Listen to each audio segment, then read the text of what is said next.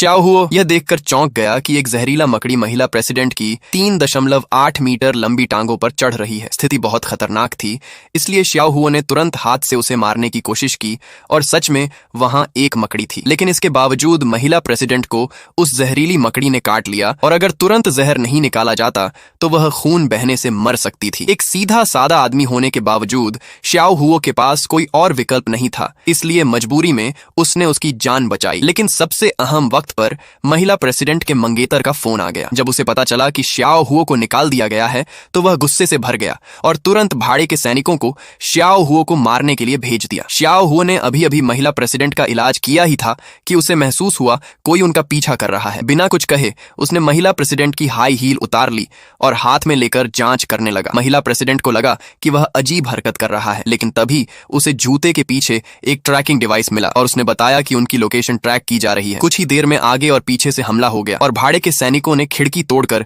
धुएं का बम फेंक दिया। श्याओ हुओ ने अपने बदबूदार मोजे उतारकर महिला प्रेसिडेंट को नाक ढकने के लिए दे दिए। जैसे ही वह कार से बाहर निकला उसने उड़ती हुई गोली को नंगे हाथों से पकड़ लिया और वापस फेंककर दुश्मन को मार गिराया। बाकी सैनिकों ने भी गोलीबारी शुरू कर दी, लेकिन श्याओ हुओ ने अपनी आंतरिक शक्ति से हवा को नियंत्रित करके सारी गोलियां रोक लीं और फिर उन्हें वापस फेंककर दुश्मनों को खत्म कर दिया। एक तरफ से स्नाइपर ने गोली चलाई, लेकिन श्याओ हुओ ने शरीर घुमाकर उसे बचा लिया और महिला प्रेसिडेंट की हाई हील से उसे मार गिराया। इतनी जबरदस्त जवाबी कार्रवाई देखकर स्नाइपर समझ गया कि श्याओ हुओ कोई साधारण व्यक्ति नहीं है। उसने छिपकर हमला करने की कोशिश की, लेकिन श्याओ हुओ ने उसकी हर चाल को भांप लिया और उसे बुरी तरह हरा दिया। आखिर में यह साफ हो गया कि वह पहले से ही उसकी चाल समझ चुका था। तभी एक महिला हत्यारिन अचानक सामने आई और स्थिति और भी गंभीर हो गई। महिला प्रेसिडेंट ने श्याओ हुओ की ताकत देखकर सोचा कि किसी बुरे आदमी के हाथों में पड़ने से बेहतर है कि वह इसी के साथ रहना चुने। इसलिए उसने तुरंत श्याओ हुओ से शादी कर ली और उसे अपने दादा के 80वें जन्मदिन समारोह में ले गई। दरवाजे पर पहुंचते ही श्याओ हुओ ने अपनी पत्नी को चेतावनी दी कि कंपनी के कुछ कर्मचारी भरोसेमंद नहीं है। पत्नी को यह अजीब लगा क्योंकि उसने खुद उन बॉडीगार्ड्स को चुना था, लेकिन तभी एक आदमी ने अचानक चाकू से हमला कर दिया। ये लोग श्याओ हुओ के सामने कुछ भी नहीं थे और उसने कुछ ही सेकंड में सबको हरा दिया। फिर महिला प्रेसिडेंट उसे अंदर लेकर गई और सबके सामने अपने नए पति का परिचय कराया।